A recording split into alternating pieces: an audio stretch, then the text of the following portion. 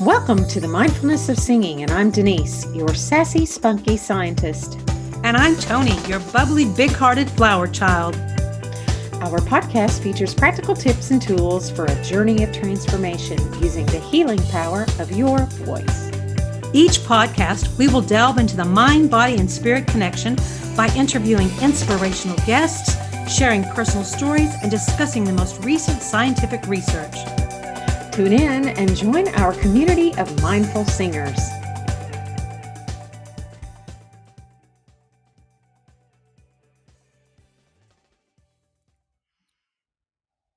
Good morning, Denise. Hey, How are you? I'm good. Life is good. I'm glad, and I am too, and I'm excited about our guest. Let me tell our listeners a little bit about who we're having this morning. Her name is Jennifer Taverner, and she is a registered nutritionist, let me try this one more time. She's a certified holistic nutritionist. Mm-hmm. She's a professional opera singer, and much like both of us, she realized that her diet had an effect on her singing. And so that led her to get that certification because she knew it could make a difference. And on her website is High Note Health, if anybody wants to work with her. She says, and I quote, that she helps clients find a lifestyle. Notice I didn't say diet. Those are her words. I thought that would resonate with you too, Denise, because it is about lifestyle, not a diet that works for you and your goals. So you can customize your plan to maximize your benefits from working with Jennifer. And I know we're going to have a great time discussing food and nutrition with her this morning. So. Okay. Can't wait to hear it. I love that. Yeah. That's a big deal. To get a certification in nutrition or become a dietitian. I've looked into that, and that takes a lot of time. So good for her. Yeah. Yeah. And it's it's pretty sciencey and chemistry oriented and all the things. So, yeah, that's impressive that you can have a full time, singing career and do something like get a certification in nutrition. What's your favorite superfood? Hmm. I don't know that I have a particular favorite, and superfood to me it seems a little bit markety. I mean, I think all foods are super if you eat the right ones. The healthy foods. I don't know. Do you have a particular? Yeah, I think I do. I think that I really like blueberries the best of Do you eat many of the superfoods. Mm-hmm. do you eat wild blueberries? I mean, I have. I They're don't when they're not in season, you know. Well, you can buy Wynams, Wynam. I think S is the brand. And don't quote me on this, anybody listening, but I think it's 4 times the antioxidant level of just regular blueberries. They're a smaller berry. Um, they're But really, how do you so blueberries are not in season year round. So how do you get them? And I only eat foods that are in season. So they are frozen. I see. Okay. Mhm. Interesting. So in the freezer section, not in the produce section. Correct. Ah, well that's a distinction. Yeah. But that they're um, very healthy as far as Hmm. um, I'll try. I'm going organic. to look for those today. I'm going to They're the they're store this afternoon. They're organic. You can buy them in like Whole Foods and things. It's a huge bag, and read the label. The comparison between wild blueberries and regular blueberries is quite impressive, if I might say so myself. So, okay, so what makes a wild blueberry and a regular blueberry different? Well, since you put me on the spot, if you can sit there for 2 seconds, I'll tell you. I'll be right back. So Because entertain. aren't all blueberries wild?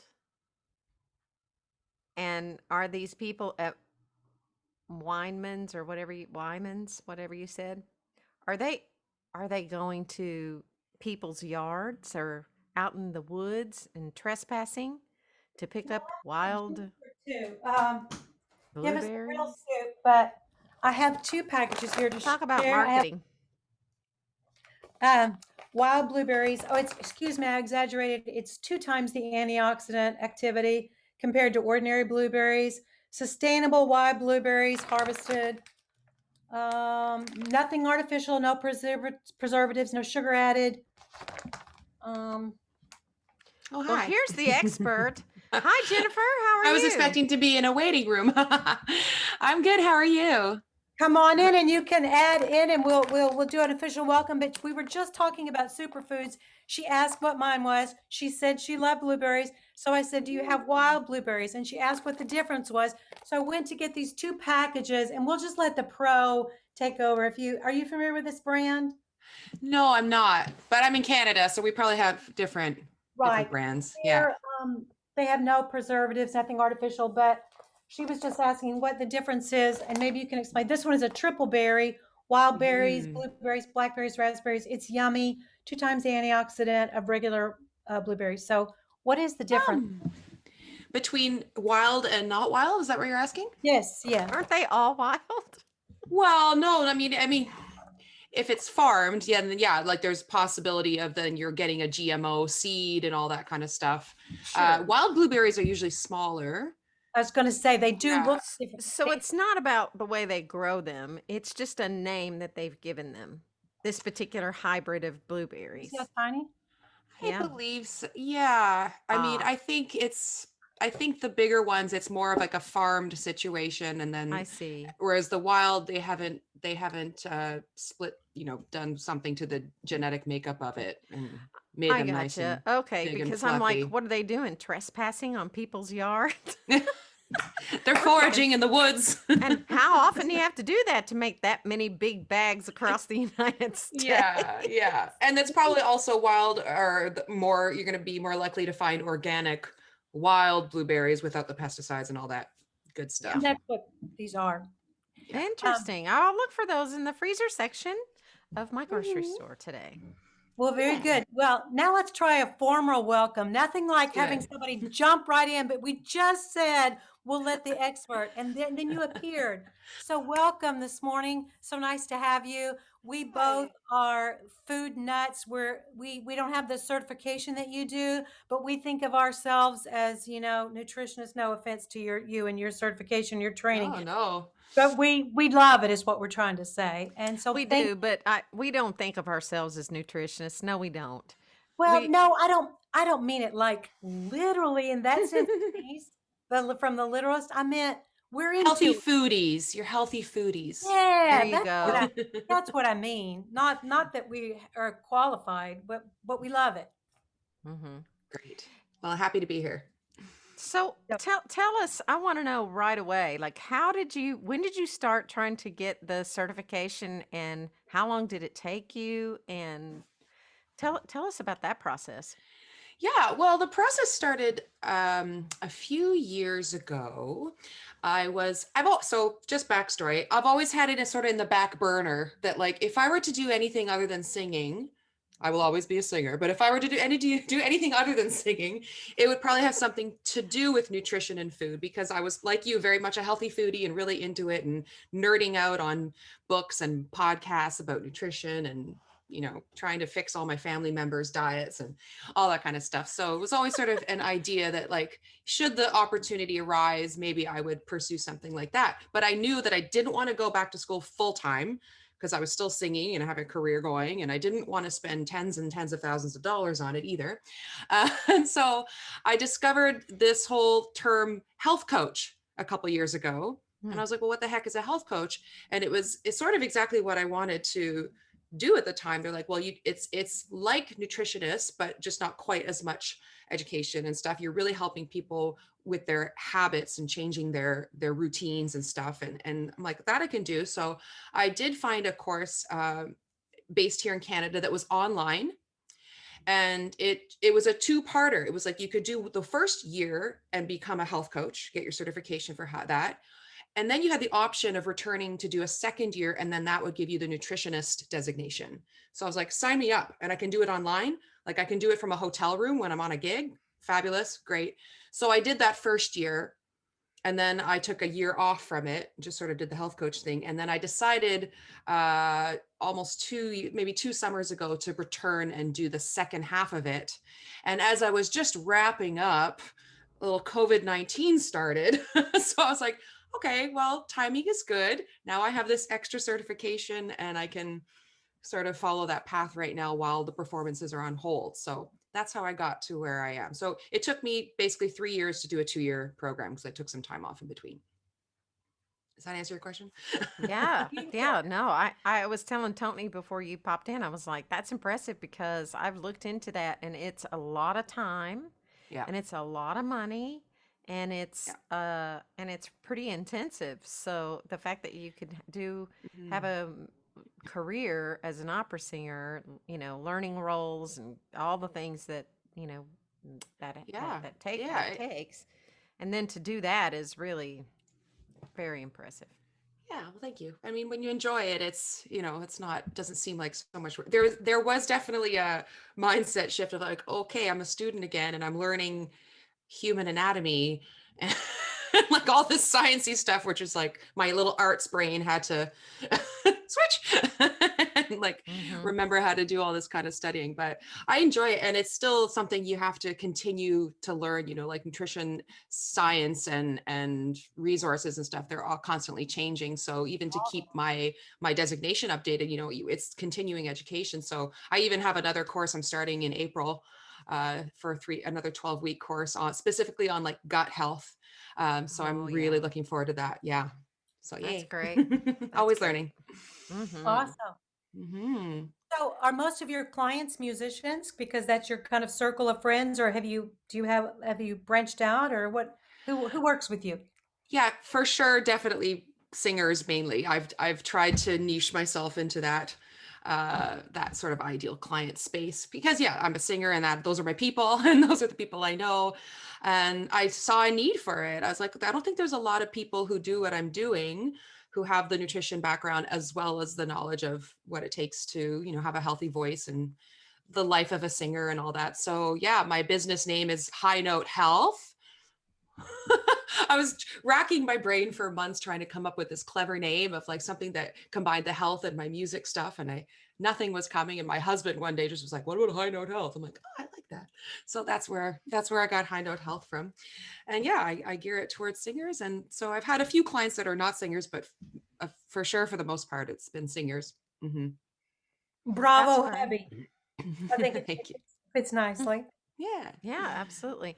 So, what in a if I were your client and Tony were your client, would we have the same basic um, food plan, if you will? Do you create a food plan? Like, Yeah. No. what does it look like for Yeah, someone I to coach with absolutely you? tailor it to the individual. I mean, there'll probably be some broad similar recommendations for most people, Hmm. but yeah, we start off with a very detailed intake session. You've got some forms to fill out, so I get a little bit of your history, your health history. I get you to do a 3-day food journal just to see like where we're starting from, what's your typical day look like, and then we have like an hour-long Zoom kind of deep dive, and then we go from there. I figure out what recommendations I want to send your way. If I want to give you a specific meal plan, some people prefer just like give me a bunch of recipes and I'll do my own pick and choose. I'm like that. I can't follow a eat this Monday, eat this Tuesday. Like I'm more fly by the seat of my pants kind of person. So just give me some recipes and I'll figure it out.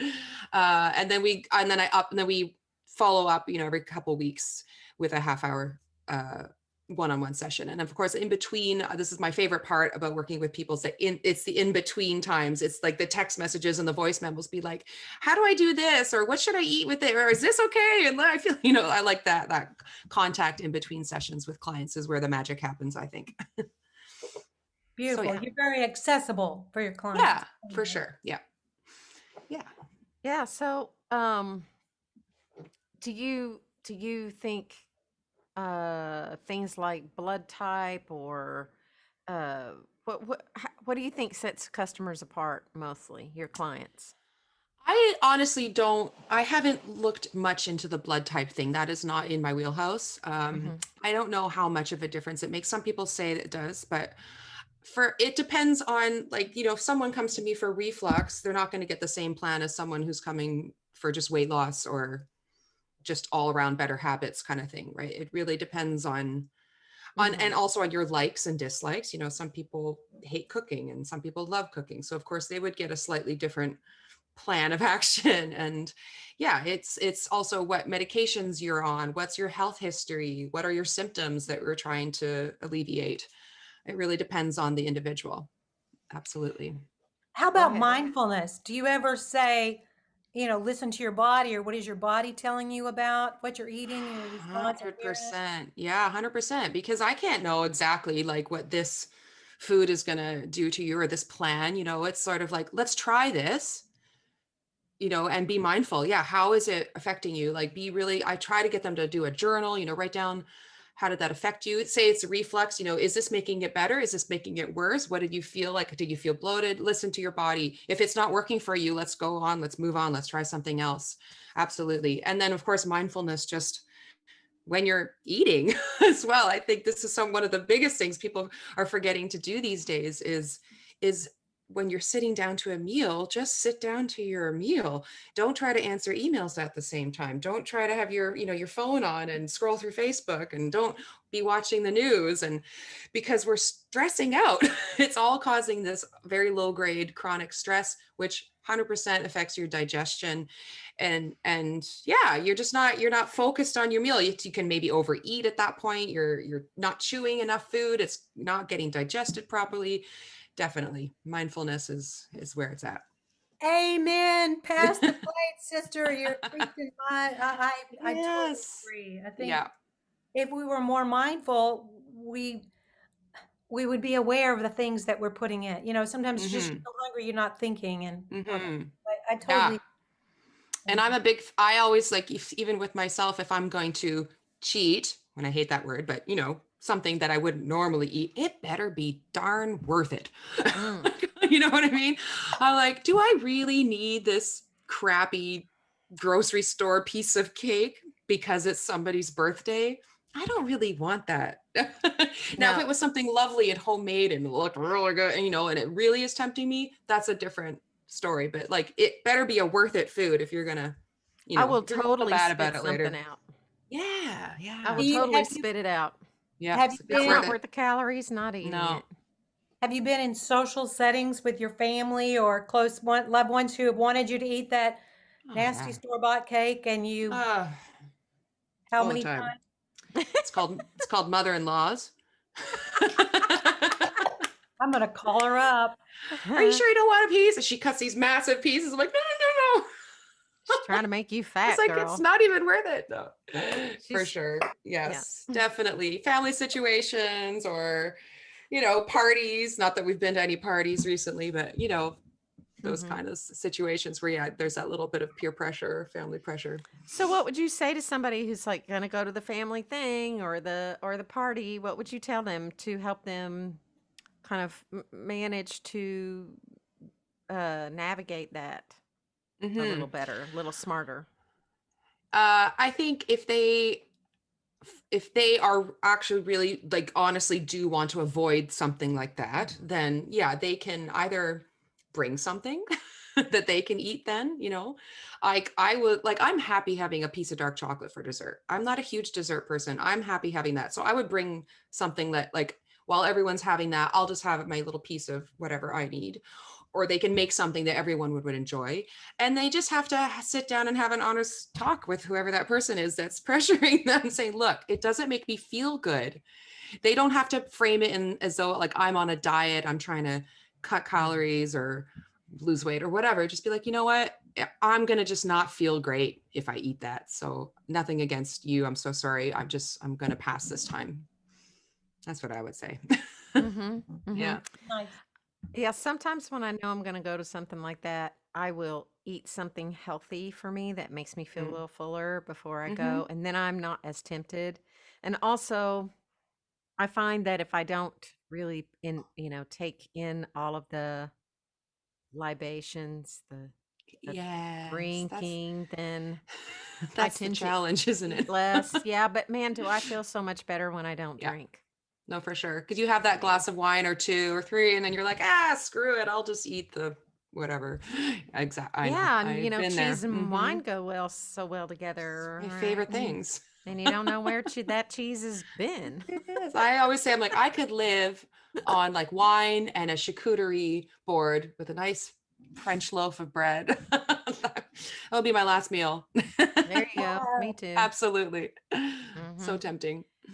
Yep, Mm. yep, yep, yep. But if you know where that cheese and that charcuterie has come from, and you know Mhm. that it's, farm raised or Yeah. whatever, and all Yeah. the things, then it's okay to do that every once in a while if you're not Yeah, of if you're course. not worried about the caloric intake. Oh, absolutely. I mean, if a food to me is, it's a natural, real, whole food and it's come from a good source and it's nutrient dense, then yeah, enjoy it and don't feel so bad about it. It's a Hmm. real food. It's better than the alternative. There's so many crappy fake foods out there. Like I say, not worth it. Like to me, that's not worth it. I'd rather indulge in something with like a good cheese, yeah, or something healthier for sure. My husband and I love the British baking show, and we were Mm. watching one of the seasons of it last night. We started watching it, and it was cake week, so they're making cake, and one of the ladies who is of a certain age, she was older than the rest, and she was making a cake with margarine, and Don and I were Oh, like, "What? why? What? Why would you put plastic in cake? What? Yeah. What is she thinking?" Not to mention, It's margarine just doesn't work well for baking, like let alone the health consequences of it. Oh, she went on and on about how much more fluffy the cake is and blah blah Oh, blah. And Paul Hollywood, he took one bite of it and went, "That's awful." yeah. Like, Butter all the way. who even uses it anymore? I see it No. in the store and I wonder, who is buying margarine? Who? Well, I finally managed my husband to stop buying it. So that's a win for me. It was when we started dating, I pulled out I can't believe it's not butter out of his fridge. I was like, no, Yeah, if we're exactly. going to be together, you can't buy this. Like, it's like the That's one right. thing I've been able to change. He still buys some horrible things, but at least he's not buying that anymore. Right, Uh, right. Yeah, no, that yeah. and American cheese not coming in the house. No. That processed stuff, no. No, no. Real cheese or no cheese, one of the two. Yeah. I Well, and like, that's the problem. We've been told and conditioned for the last 40, 50 years that like, this is the better option because it's low fat or low cholesterol or blah, blah, blah. And it's like such a processed, like you said, plastic food. And so it's like we're trying to now shift back to like real whole, don't be scared of fat, eat the dang butter. It's much better for you than this processed, chemically, stripped, awful plastic non-food. Yes. Mhm. Mhm. Hmm. I like Denise's question about how do you address that awkward moment when you're asked to eat something that you don't really want to eat. Hmm. Along that same kind of line, I don't like we have enough, I think, in our society of I'm a this, I'm in that, and everything divides us. And Hmm. so, how do you deal with the question of are you paleo, keto, vegetarian, vegan? I mean, all these Yeah. labels for just eating food. How do It you deal with all? is. It is. I mean, I don't, I use a lot of ish words. I say like, definitely like, like for me, paleo is kind of what got me really interested in all this stuff in the first place. So I do subscribe to like that philosophy of like eating whole foods that are found in their whole form in nature and not eating, like we said, the processed stuff. Am I 100%? Absolutely not. Now, I also really enjoy keto. I like the low carb thing. Am I 100%? Absolutely not.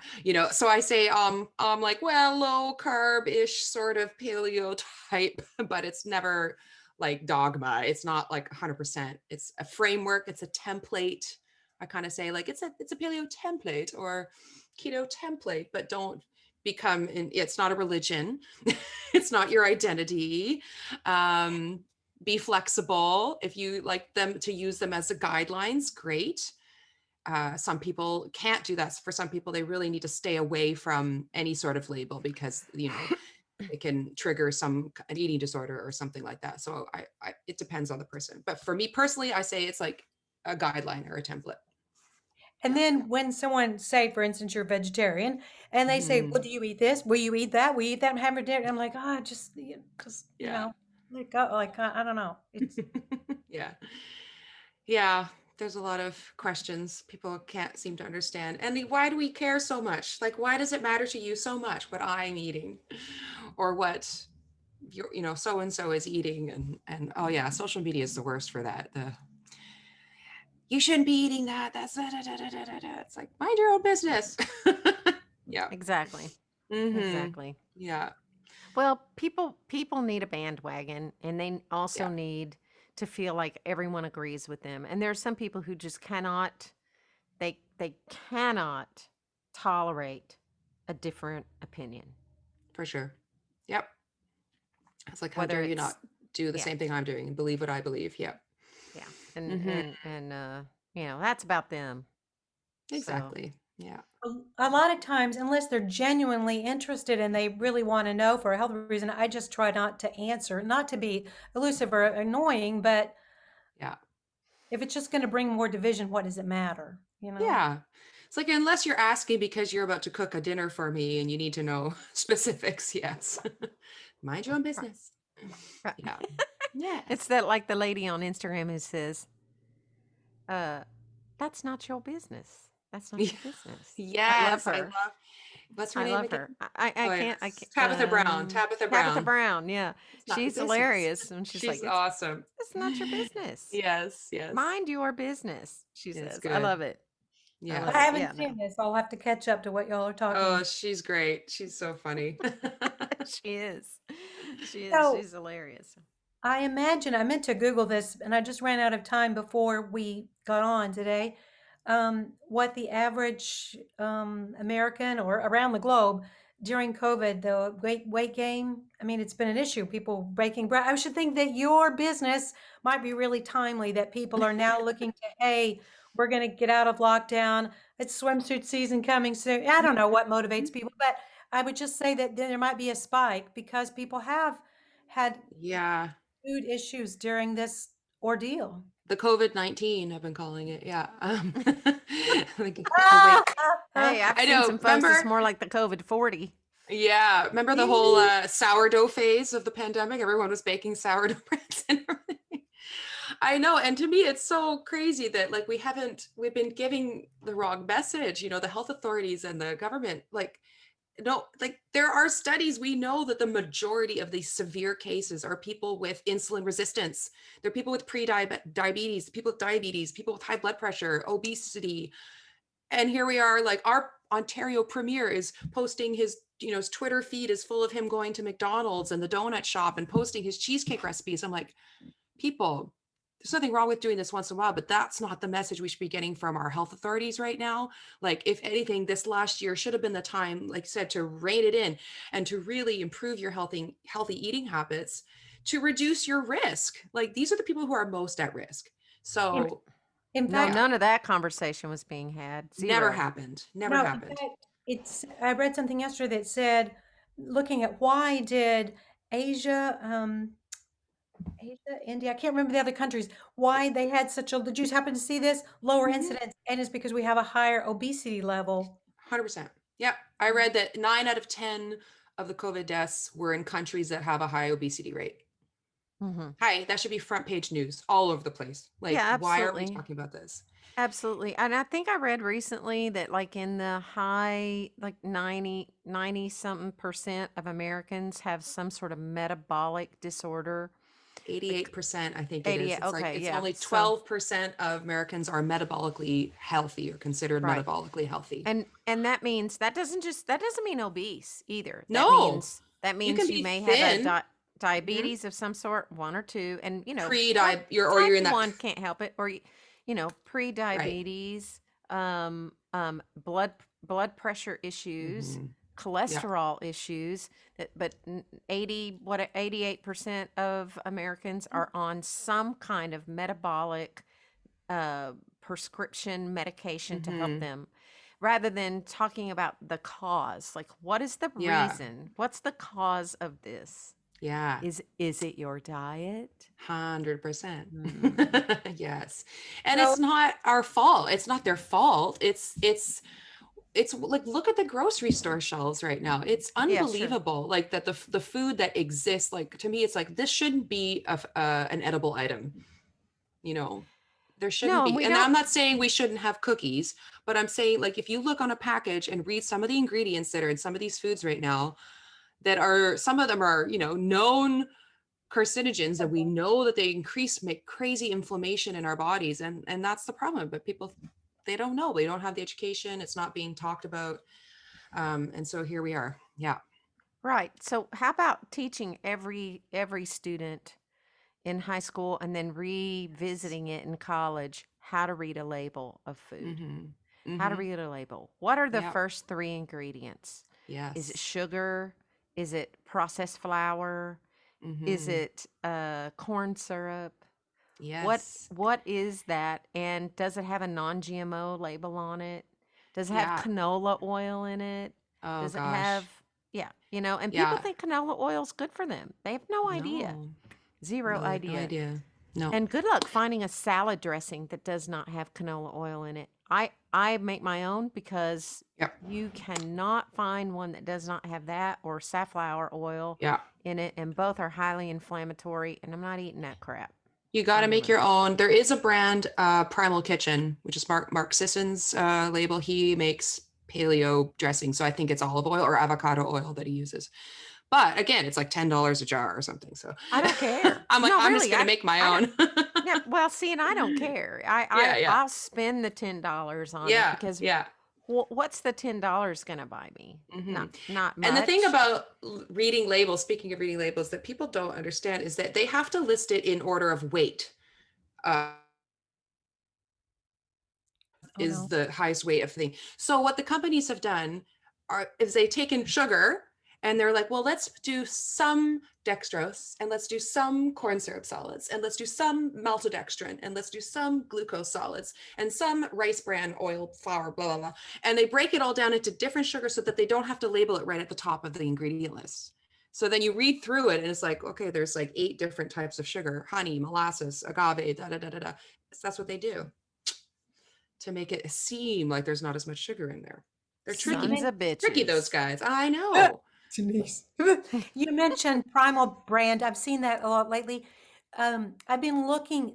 Tell me, is there such a thing, or is this just an oxymoron? Because I read the labels and I look and I look. No, no, no. Is there really such a thing as a healthy protein bar? Because every label I've looked at, it's just junk. And it's being Yeah. sold. Did you just go eat a candy bar? I mean, it's just nearly as bad. And I haven't seen anything. Have you seen anything that There are some that are coming out. I believe the Epic brand bars are, because they're meat based. So there's some. Are you vegetarian though? Ah, okay. Do you eat eggs? some Okay, so occasionally? then the RX bar would be Yeah. another one because it's just dates, nuts, egg whites, and then whatever Yeah, flavors they I put was in gonna there. Yeah, say the yeah. RX brand I would think the be. RX is your best bet. Those are pretty high in carbs too, aren't they? I think a bar is Yes. about 20 some grams of carbs, but it's Yeah. dates. Yeah. Yeah. You can't have it both ways. It's Right. like we can't have But low I carb just and low this and high right. protein. No, it's I really was at difficult to find. I was at a just happened to pass by the other day, fitness equipment store, and it said on the windows, huge store, supplements, equipment, blah, blah. And I thought, I'll see what they have. Just racks and racks of bars. And everyone I looked at, I was like, oh, no, no. No. Just Yeah. couldn't believe how Yeah. many brands and how much junk are in them. So be careful just because it says it's healthy Hmm. doesn't really mean it's healthy.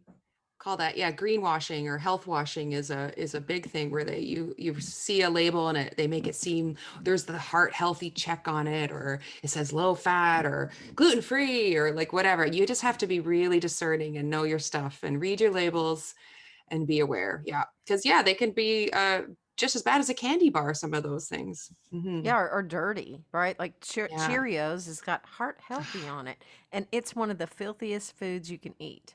Yeah. Filthy, Yeah. full of Roundup, full of glyphosate. Full of Roundup. Yeah, for sure.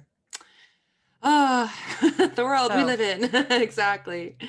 Yeah. well, I mean, the food industry is counting on the fact that people believe that the Food and Drug Administration are going to protect them, that they would never allow something in a food that is bad for you.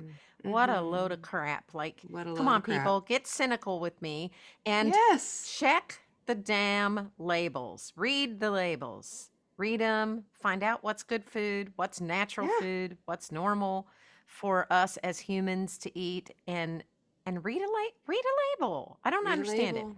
Read a label and read some history books. We didn't eat this. We didn't eat this stuff, 100 years ago, even. That's right. In Our grandparents didn't eat this stuff. It's in our biology hasn't caught up. There's a reason in So, why they call it grain belly.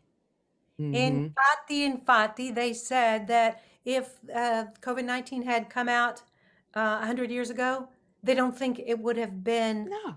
as successful at replicating because our overall health was at such a higher level, Yeah. which I think is fascinating too. Yeah. I mean, that's the I've been trying to shout this from the mountaintops since the beginning. It's like we do have control over our immune systems. I mean, we're not going to avoid catching something. A virus is a virus, but like prime your body so that it's ready to fight. Don't load it with sugar, that suppresses your immune system. Don't load it Exactly. with all these crappy chemicals and glyphosate, that's going to suppress your immune system. Don't gain 40 pounds over a pandemic, that's going to suppress your immune system. We have options, it's not foolproof, there's always outlier cases, but there's so much that we can do. Even just like, how come no one's saying, hey everyone, make sure you're taking vitamin D? Like, so I've been telling everyone I know, make sure you're taking vitamin D right now. Vitamin D, vitamin D, vitamin D. We know that it helps with respiratory viruses. There's been lots of studies And with breast COVID and vitamin cancer and D. all kinds of Everything. things. It's so important, especially when we're all shut inside and not going out and getting some sun. Yeah. Yeah. Yes. No, it's a soapbox the three of us could be on for a very long time. Very long time. Yes. Yeah. But I think you've given us some good things to chew on, pun intended. Yeah. Um, I think one last thing I would add too is the attitude that we bring to our food too, the gratitude that we have when we eat it and how that affects our body too. There's been studies about that as well, a little more on the Mhm. spiritual side of the science of food, but obviously we can't avoid all the toxins and all the things. I mean, we can do our best to read labels Mhm. but we're still going to somehow. I bought something yesterday that I thought that everything looked, and then I found later, you mean that had canola oil? I didn't see it. We're Mhm. going to miss Yeah. it, but hopefully the energy that we put into it and our gratitude will help combat some of the things that we can miss. So thank you. Absolutely. And doing your best to, I mean, we all have to buy things in packages, but doing your best to buy foods that don't have the labels in the first Yes, place. The yes, food you buy should be ingredients, not have a list of ingredients for the most part. That's true, your step number one, I would say, if anyone's true. Yeah. wanting to change their Then ways. you It's know just, what's in it. you know what's Right. in it. Make your own. Yeah. We And all if have the it time calls now. for You're all at canola home. oil, put coconut oil in it instead. Yeah. Right. Just substitute those things. Yeah. If it That was calls one for of those rush out and about purchases, but when you're home, yes, absolutely. I believe that Mhm. what came from the earth and nature is the better source. So for our listeners who know anybody, I hadn't heard the COVID-19. I thought it was COVID-15, but that's clever. If you know anybody who's struggling with that and needs to connect with someone, Jennifer would be a lovely source, and they can find you at highnote.com. What else would you like to It's share? This is your moment to brag about anything that, yeah. It's high note. So it's highnotehealth.ca actually. oh, And then they can find me all on Instagram and Facebook at High Note Health as well. I answer to all my DMs there. There's a link in my bio with some free resources. I have a reflux freebie guide, a little recipe guide, and I also offer free 20-minute discovery calls if anyone's interested in actually working together and they want to have a chit chat before that commitment. So I'm happy to chat with you there. You can book online. But yeah, thanks, ladies. It's been Thank you. Oh, Thank you, you're Denise, welcome. Denise is the one who finds, we've had many guests from our own personal connections, but Denise also goes out on the internet and discovers beautiful people just like you. And thank you for sharing your Saturday morning with us. We appreciate it very much. oh, well, thank you so much. It's been really nice to chat.